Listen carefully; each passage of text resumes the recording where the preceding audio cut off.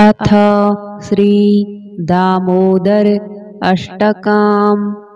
दामोदराय कृष्णाय करे वंशीधराय च उदरे दामबद्धाय बालकृष्णाय ते नमः। उलूखलेन सम्बद्ध उदरेऽपि च बन्धनं मुक्तिदाता स्वयं बद्ध अन्यान् लोकान् विमुक्तये यमलार्जुनयोत्पाट्य नलकूवरमुक्तये मणिग्रीवाय मोक्षं च ददन्तं तं नमाम्यहं। ऋङ्गयञ्च समागच्छन् नङ्गणे यशोदाग्रतः पालायन परं देवं दामोदरं नमाम्यहम्। उलूखलोपर्यारुह्य नवनीतं च भुञ्जयन् मर्कटान्नपि दत्तं तं बालकृष्णं नमाम्यहम्। दधिभाण्डं खण्डयित्वा पलायित्वा गतोऽन्यतः नवनीतं चोरकं तं दामोदरं नमाम्यहम्। दामोदरेति नामस्तु लोकान्मुक्तिप्रदायकं तेन तं संस्मरे नित्यं भवबन्धविमुक्तये। यशोदायष्टिकां धृत्वा भीषयन्ती भयापहं भयभीताय कृष्णाय दामोदराय ते नमः। दामोदराष्टकं नित्यं ये पठन्ति नरा भुवि ते भवबन्धनिर्मुक्ता यान्ति तं परमं पदम्। दामोदराय कृष्णाय करे वंशीधराय च उदरे दामबद्धाय बालकृष्णाय ते नमः।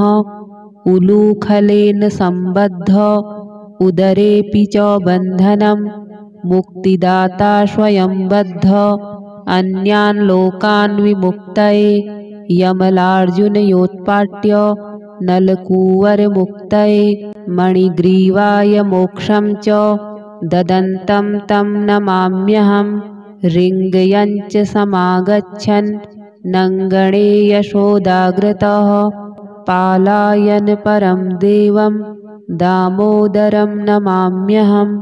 उलूखलोपर्यारुह्य नवनीतं च भुञ्जयन् मर्कटान्नपि दत्तं तं बालकृष्णं नमाम्यहम्। दधिभाण्डं खण्डयित्वा पलायित्वा गतोऽन्यतः नवनीतं चोरकं तं दामोदरं नमाम्यहम्। दामोदरेति नामस्तु लोकान्मुक्तिप्रदायकं तेन तं संस्मरे नित्यं भवबन्धविमुक्तये। यशोदायष्टिकां धृत्वा भीषयन्ती भयापहं भयभीताय कृष्णाय दामोदराय ते नमः। दामोदराष्टकं नित्यं ये पठन्ति नरा भुवि ते भवबन्धनिर्मुक्ता यान्ति तं परमं पदम्। दामोदराय कृष्णाय करे वंशीधराय च उदरे दामबद्धाय बालकृष्णाय ते नमः। उलूखलेन सम्बद्ध उदरेऽपि च बन्धनं मुक्तिदाता स्वयं बद्ध अन्यान् लोकान् विमुक्तये यमलार्जुनयोत्पाट्य नलकूवरमुक्तये मणिग्रीवाय मोक्षं च ददन्तं तं नमाम्यहम्। ऋङ्गयञ्च समागच्छन् नङ्गणे यशोदाग्रतः पालायन परं देवं दामोदरं नमाम्यहम्। उलूखलोपर्यारुह्य नवनीतं च भुञ्जयन् मर्कटान्नपि दत्तं तं बालकृष्णं नमाम्यहम्। दधिभाण्डं खण्डयित्वा पलायित्वा गतोऽन्यतः नवनीतं चोरकं तं दामोदरं नमाम्यहम्। दामोदरेति नामस्तु लोकान्मुक्तिप्रदायकं तेन तं संस्मरे नित्यं भवबन्धविमुक्तये यशोदायष्टिकां धृत्वा भीषयन्ती भयापहं भयभीताय कृष्णाय दामोदराय ते नमः। दामोदराष्टकं नित्यं ये पठन्ति नरा भुवि ते भवबन्धनिर्मुक्ता यान्ति तं परमं पदम्। दामोदराय कृष्णाय करे वंशीधराय च उदरे दामबद्धाय बालकृष्णाय ते नमः। उलूखलेन सम्बद्ध उदरेऽपि च बन्धनं मुक्तिदाता स्वयं बद्ध अन्यान् लोकान् विमुक्तये यमलार्जुनयोत्पाट्य नलकूवरमुक्तये मणिग्रीवाय मोक्षं च ददन्तं तं नमाम्यहं। ऋङ्गयञ्च समागच्छन् नङ्गणे यशोदाग्रतः पालायन् परं देवं दामोदरं नमाम्यहम्। उलूखलोपर्यारुह्य नवनीतं च भुञ्जयन् मर्कटान्नपि दत्तं तं बालकृष्णं नमाम्यहम्। दधिभाण्डं खण्डयित्वा पलायित्वा गतोऽन्यतः नवनीतं चोरकं तं दामोदरं नमाम्यहम्। दामोदरेति नामस्तु लोकान्मुक्तिप्रदायकं तेन तं संस्मरे नित्यं भवबन्धविमुक्तये। यशोदायष्टिकां धृत्वा भीषयन्ती भयापहं भयभीताय कृष्णाय दामोदराय ते नमः।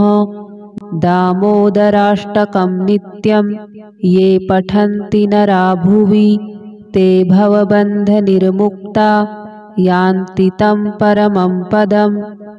दामोदराय कृष्णाय करे वंशीधराय च उदरे दामबद्धाय बालकृष्णाय ते नमः। उलूखलेन सम्बद्ध उदरेऽपि च बन्धनं मुक्तिदाता स्वयं बद्ध अन्यान् लोकान् विमुक्तये यमलार्जुनयोत्पाट्य नलकूवरमुक्तये मणिग्रीवाय मोक्षं च ददन्तं तं नमाम्यहम्। ऋङ्गयञ्च समागच्छन् नङ्गणे यशोदाग्रतः पालायन् परं देवं दामोदरं नमाम्यहम्। उलूखलोपर्यारुह्य नवनीतं च भुञ्जयन् मर्कटान्नपि दत्तं तं बालकृष्णं नमाम्यहम्। दधिभाण्डं खण्डयित्वा पलायित्वा गतोऽन्यतः नवनीतं चोरकं तं दामोदरं नमाम्यहम्। दामोदरेति नामस्तु लोकान्मुक्तिप्रदायकं तेन तं संस्मरे नित्यं भवबन्धविमुक्तये। यशोदायष्टिकां धृत्वा भीषयन्ती भयापहं भयभीताय कृष्णाय दामोदराय ते नमः। दामोदराष्टकं नित्यं ये पठन्ति नरा भुवि ते भवबन्धनिर्मुक्ता यान्ति तं परमं पदम्। दामोदराय कृष्णाय करे वंशीधराय च उदरे दामबद्धाय बालकृष्णाय ते नमः। उलूखलेन सम्बद्ध उदरेऽपि च बन्धनं मुक्तिदाता स्वयं बद्ध अन्यान् लोकान् विमुक्तये यमलार्जुनयोत्पाट्य नलकूवरमुक्तये मणिग्रीवाय मोक्षं च ददन्तं तं नमाम्यहम्। ऋङ्गयञ्च समागच्छन् नङ्गणे यशोदाग्रतः पालायन् परं देवं दामोदरं नमाम्यहम्। उलूखलोपर्यारुह्य नवनीतं च भुञ्जयन् मर्कटान्नपि दत्तं तं बालकृष्णं नमाम्यहम्। दधिभाण्डं खण्डयित्वा पलायित्वा गतोऽन्यतः नवनीतं चौरकं तं दामोदरं नमाम्यहम् दामोदरेति नामस्तु लोकान्मुक्तिप्रदायकं तेन तं संस्मरे नित्यं भवबन्धविमुक्तये यशोदायष्टिकां धृत्वा भीषयन्ती भयापहं भयभीताय कृष्णाय दामोदराय ते नमः दामोदराष्टकं नित्यं ये पठन्ति नरा भुवि ते भवबन्धनिर्मुक्ता यान्ति तं परमं पदम् दामोदराय कृष्णाय करे वंशीधराय च उदरे दामबद्धाय बालकृष्णाय ते नमः उलूखलेन सम्बद्ध उदरेऽपि च बन्धनं मुक्तिदाता स्वयं बद्ध अन्यान् लोकान् विमुक्तये यमलार्जुनयोत्पाट्य नलकूवरमुक्तये मणिग्रीवाय मोक्षं च ददन्तं तं नमाम्यहं रिङ्गयञ्च समागच्छन् नङ्गणे यशोदाग्रतः पालायन परं देवं दामोदरं नमाम्यहम् उलूखलोपर्यारुह्य नवनीतं च भुञ्जयन् मर्कटान्नपि दत्तं तं बालकृष्णं नमाम्यहम् दधिभाण्डं खण्डयित्वा पलायित्वा गतोऽन्यतः नवनीतं चौरकं तं दामोदरं नमाम्यहम् दामोदरेति नामस्तु लोकान्मुक्तिप्रदायकं तेन तं संस्मरे नित्यं भवबन्धविमुक्तये यशोदायष्टिकां धृत्वा भीषयन्ती भयापहं भयभीताय कृष्णाय दामोदराय ते नमः दामोदराष्टकं नित्यं ये पठन्ति नरा भुवि ते भवबन्धनिर्मुक्ता यान्ति तं परमं पदम् दामोदराय कृष्णाय करे वंशीधराय च उदरे दामबद्धाय बालकृष्णाय ते नमः उलूखलेन सम्बद्ध उदरेऽपि च बन्धनं मुक्तिदाता स्वयं बद्ध अन्यान् लोकान् विमुक्तये यमलार्जुनयोत्पाट्य नलकूवरमुक्तये मणिग्रीवाय मोक्षं च ददन्तं तं नमाम्यहं रिङ्गयञ्च समागच्छन् नङ्गणे यशोदाग्रतः पालायन परं देवं दामोदरं नमाम्यहम् उलूखलोपर्यारुह्य नवनीतं च भुञ्जयन् मर्कटान्नपि दत्तं तं बालकृष्णं नमाम्यहम् दधिभाण्डं खण्डयित्वा पलायित्वा गतोऽन्यतः नवनीतं चौरकं तं दामोदरं नमाम्यहम् दामोदरेति नामस्तु लोकान्मुक्तिप्रदायकं तेन तं संस्मरे नित्यं भवबन्धविमुक्तये यशोदायष्टिकां धृत्वा भीषयन्ती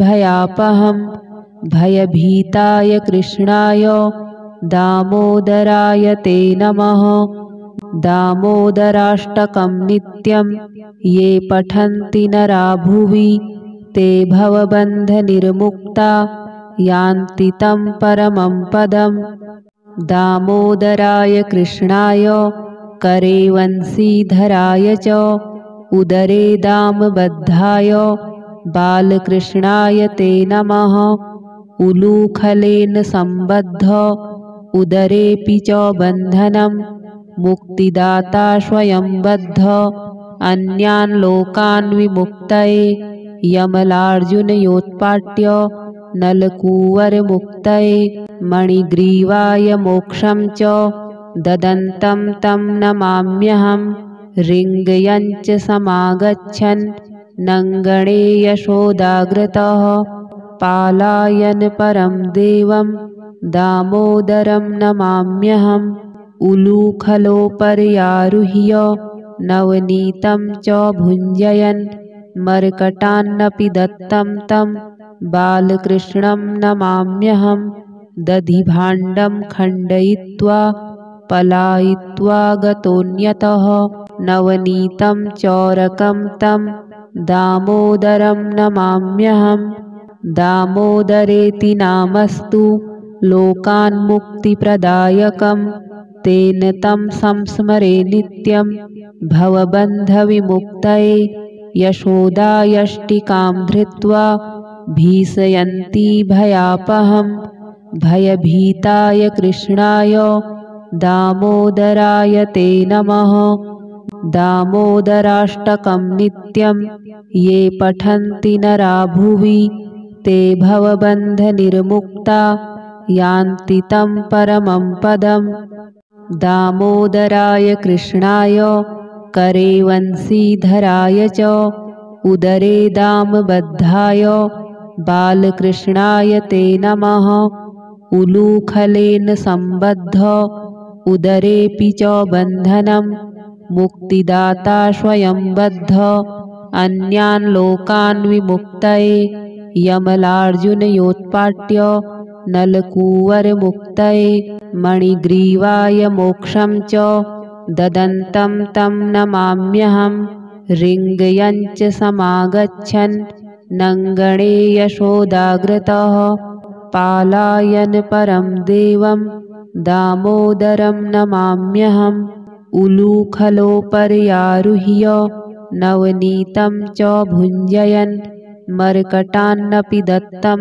तं बालकृष्णं नमाम्यहम् दधिभाण्डं खण्डयित्वा पलायित्वा गतोऽन्यतः नवनीतं चोरकं तं दामोदरं नमाम्यहम् दामोदरेति नामस्तु लोकान्मुक्तिप्रदायकं तेन तं संस्मरे नित्यं भवबन्धविमुक्तये यशोदायष्टिकां धृत्वा भीषयन्ती भयापहं भयभीताय कृष्णाय दामोदराय ते नमः दामोदराष्टकं नित्यं ये पठन्ति नरा भुवि ते भवबन्धनिर्मुक्ता यान्ति तं परमं पदम् दामोदराय कृष्णाय करे वंशीधराय च उदरे दामबद्धाय बालकृष्णाय ते नमः उलूखलेन सम्बद्ध उदरेऽपि च बन्धनं मुक्तिदाता स्वयं बद्ध अन्यान् लोकान् विमुक्तये यमलार्जुनयोत्पाट्य नलकूवरमुक्तये मणिग्रीवाय मोक्षं च ददन्तं तं नमाम्यहम् रिङ्गयञ्च समागच्छन् नङ्गणे यशोदाग्रतः पालायनपरं देवं दामोदरं नमाम्यहम् उलूखलोपर्यारुह्य नवनीतं च भुञ्जयन् मर्कटान्नपि दत्तं तं बालकृष्णं नमाम्यहम् दधिभाण्डं खण्डयित्वा पलायित्वा गतोऽन्यतः नवनीतं चोरकं तं दामोदरं नमाम्यहम् दामोदरेति नामस्तु लोकान्मुक्तिप्रदायकं तेन तं संस्मरे नित्यं भवबन्धविमुक्तये यशोदायष्टिकां धृत्वा भीषयन्ती भयापहं भयभीताय कृष्णाय दामोदराय ते नमः दामोदराष्टकं नित्यं ये पठन्ति नरा भुवि ते भवबन्धनिर्मुक्ता यान्ति तं परमं पदम् दामोदराय कृष्णाय करे वंशीधराय च उदरे दामबद्धाय बालकृष्णाय ते नमः उलूखलेन सम्बद्ध उदरेऽपि च बन्धनं मुक्तिदाता स्वयं बद्ध अन्यान् लोकान् विमुक्तये यमलार्जुनयोत्पाट्य नलकूवरमुक्तये मणिग्रीवाय मोक्षं च ददन्तं तं नमाम्यहं ऋङ्गयञ्च समागच्छन् नङ्गणे यशोदाग्रतः पालायन् परं देवं दामोदरं नमाम्यहम् उलूखलोपर्यारुह्य नवनीतं च भुञ्जयन् मर्कटान्नपि दत्तं तं बालकृष्णं नमाम्यहम् दधिभाण्डं खण्डयित्वा पलायित्वा गतोऽन्यतः नवनीतं चोरकं तं दामोदरं नमाम्यहम् दामोदरेति नामस्तु लोकान्मुक्तिप्रदायकं तेन तं संस्मरे नित्यं भवबन्धविमुक्तये यशोदायष्टिकां धृत्वा भीषयन्ती भयापहं भयभीताय कृष्णाय दामोदराय ते नमः दामोदराष्टकं नित्यं ये पठन्ति नरा भुवि ते भवबन्धनिर्मुक्ता यान्ति तं परमं पदम् दामोदराय कृष्णाय करे वंशीधराय च उदरे दामबद्धाय बालकृष्णाय ते नमः उलूखलेन सम्बद्ध उदरेऽपि च बन्धनं मुक्तिदाता स्वयं बद्ध अन्यान् लोकान् विमुक्तये यमलार्जुनयोत्पाट्य नलकूवरमुक्तये मणिग्रीवाय मोक्षं च ददन्तं तं नमाम्यहं ऋङ्गयञ्च समागच्छन् नङ्गणे यशोदाग्रतः पालायन् परं देवं दामोदरं नमाम्यहम् उलूखलोपर्यारुह्य नवनीतं च भुञ्जयन् मर्कटान्नपि दत्तं तं बालकृष्णं नमाम्यहम् दधिभाण्डं खण्डयित्वा पलायित्वा गतोऽन्यतः नवनीतं चोरकं तं दामोदरं नमाम्यहम् दामोदरेति नामस्तु लोकान्मुक्तिप्रदायकं तेन तं संस्मरे नित्यं भवबन्धविमुक्तये यशोदायष्टिकां धृत्वा भीषयन्ती भयापहं भयभीताय कृष्णाय दामोदराय ते नमः दामोदराष्टकं नित्यं ये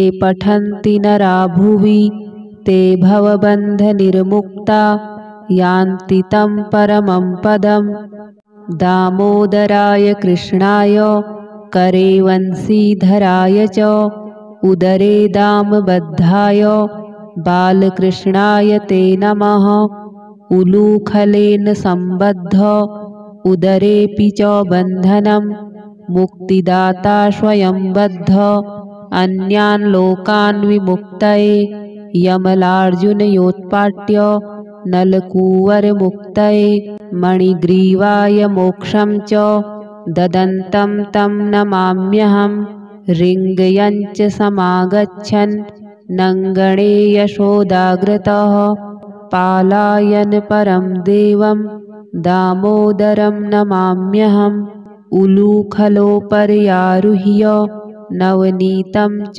भुञ्जयन् मर्कटान्नपि दत्तं तं बालकृष्णं नमाम्यहम् दधिभाण्डं खण्डयित्वा पलायित्वा गतोऽन्यतः नवनीतं चोरकं तं दामोदरं नमाम्यहम् दामोदरेति नामस्तु लोकान्मुक्तिप्रदायकं तेन तं संस्मरे नित्यं भवबन्धविमुक्तये यशोदायष्टिकां धृत्वा भीषयन्ती भयापहं भयभीताय कृष्णाय दामोदराय ते नमः दामोदराष्टकं नित्यं ये पठन्ति नरा भुवि ते भवबन्धनिर्मुक्ता यान्ति तं परमं पदम् दामोदराय कृष्णाय करे वंशीधराय च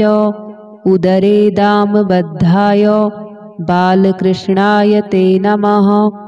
उलूखलेन सम्बद्ध उदरेऽपि च बन्धनं मुक्तिदाता स्वयं बद्ध अन्यान् लोकान् विमुक्तये यमलार्जुनयोत्पाट्य नलकूवरमुक्तये मणिग्रीवाय मोक्षं च ददन्तं तं नमाम्यहं। ऋङ्गयञ्च समागच्छन् नङ्गणे यशोदाग्रतः पालायन परं देवं दामोदरं नमाम्यहम्। उलूखलोपर्यारुह्य नवनीतं च भुञ्जयन् मर्कटान्नपि दत्तं तं बालकृष्णं नमाम्यहम्। दधिभाण्डं खण्डयित्वा पलायित्वा गतोऽन्यतः नवनीतं चोरकं तं दामोदरं नमाम्यहम्। दामोदरेति नामस्तु लोकान्मुक्तिप्रदायकं तेन तं संस्मरे नित्यं भवबन्धविमुक्तये। यशोदायष्टिकां धृत्वा भीषयन्ती भयापहं भयभीताय कृष्णाय दामोदराय ते नमः। दामोदराष्टकं नित्यं ये पठन्ति नरा भुवि ते भवबन्धनिर्मुक्ता यान्ति तं परमं पदम्। दामोदराय कृष्णाय करे वंशीधराय च उदरे दामबद्धाय बालकृष्णाय ते नमः। उलूखलेन सम्बद्ध उदरेऽपि च बन्धनं मुक्तिदाता स्वयं बद्ध अन्यान् लोकान् विमुक्तये यमलार्जुनयोत्पाट्य नलकूवरमुक्तये मणिग्रीवाय मोक्षं च ददन्तं तं नमाम्यहम्। ऋङ्गयञ्च समागच्छन् नङ्गणे यशोदाग्रतः पालायन परं देवं दामोदरं नमाम्यहम्। उलूखलोपर्यारुह्य नवनीतं च भुञ्जयन् मर्कटान्नपि दत्तं तं बालकृष्णं नमाम्यहम्। दधिभाण्डं खण्डयित्वा पलायित्वा गतोऽन्यतः नवनीतं चोरकं तं दामोदरं नमाम्यहम्। दामोदरेति नामस्तु लोकान्मुक्तिप्रदायकं तेन तं संस्मरे नित्यं भवबन्धविमुक्तये। यशोदायष्टिकां धृत्वा भीषयन्ती भयापहं भयभीताय कृष्णाय दामोदराय ते नमः। दामोदराष्टकं नित्यं ये पठन्ति नरा भुवि ते भवबन्धनिर्मुक्ता यान्ति तं परमं पदम्। दामोदराय कृष्णाय करे वंशीधराय च उदरे दामबद्धाय बालकृष्णाय ते नमः। उलूखलेन सम्बद्ध उदरेऽपि च बन्धनं मुक्तिदाता स्वयं बद्ध अन्यान् लोकान् विमुक्तये यमलार्जुनयोत्पाट्य नलकूवरमुक्तये मणिग्रीवाय मोक्षं च ददन्तं तं नमाम्यहम्। ऋङ्गयञ्च समागच्छन् नङ्गणे यशोदाग्रतः पालायन परं देवं दामोदरं नमाम्यहम्। उलूखलोपर्यारुह्य नवनीतं च भुञ्जयन् मर्कटान्नपि दत्तं तं बालकृष्णं नमाम्यहम्। दधिभाण्डं खण्डयित्वा पलायित्वा गतोऽन्यतः नवनीतं चोरकं तं दामोदरं नमाम्यहम्।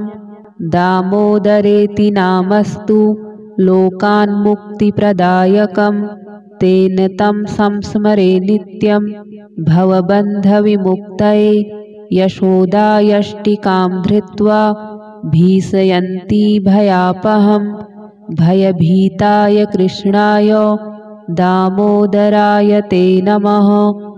दामोदराष्टकं नित्यं ये पठन्ति नरा भुवि ते भवबन्धनिर्मुक्ता यान्ति तं परमं पदम्। दामोदराय कृष्णाय करे वंशीधराय च उदरे दामबद्धाय बालकृष्णाय ते नमः। उलूखलेन सम्बद्ध उदरेऽपि च बन्धनं मुक्तिदाता स्वयं बद्ध अन्यान् लोकान् विमुक्तये यमलार्जुनयोत्पाट्य नलकूवरमुक्तये मणिग्रीवाय मोक्षं च ददन्तं तं नमाम्यहं। ऋङ्गयञ्च समागच्छन् नङ्गणे यशोदाग्रतः पालायन परं देवं दामोदरं नमाम्यहम्। उलूखलोपर्यारुह्य नवनीतं च भुञ्जयन् मर्कटान्नपि दत्तं तं बालकृष्णं नमाम्यहम्। दधिभाण्डं खण्डयित्वा पलायित्वा गतोऽन्यतः नवनीतं चोरकं तं दामोदरं नमाम्यहम्।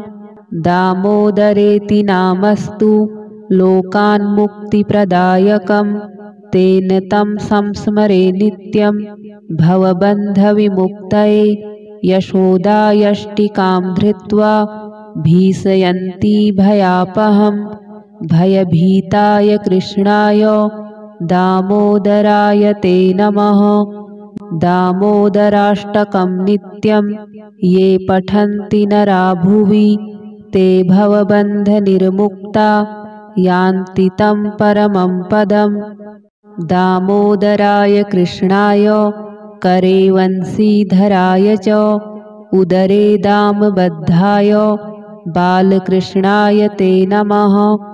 उलूखलेन सम्बद्ध उदरेऽपि च बन्धनं मुक्तिदाता स्वयं बद्ध अन्यान् लोकान् विमुक्तये यमलार्जुनयोत्पाट्य नलकूवरमुक्तये मणिग्रीवाय मोक्षं च ददन्तं तं नमाम्यहम्। ऋङ्गयञ्च समागच्छन् नङ्गणे यशोदाग्रतः पालायन परं देवं दामोदरं नमाम्यहम्।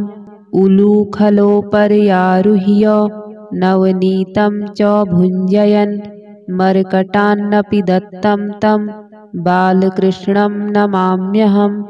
दधिभाण्डं खण्डयित्वा पलायित्वा गतोऽन्यतः नवनीतं चोरकं तं दामोदरं नमाम्यहम्। दामोदरेति नामस्तु लोकान्मुक्तिप्रदायकं तेन तं संस्मरे नित्यं भवबन्धविमुक्तये। यशोदायष्टिकां धृत्वा भीषयन्ती भयापहं भयभीताय कृष्णाय दामोदराय ते नमः।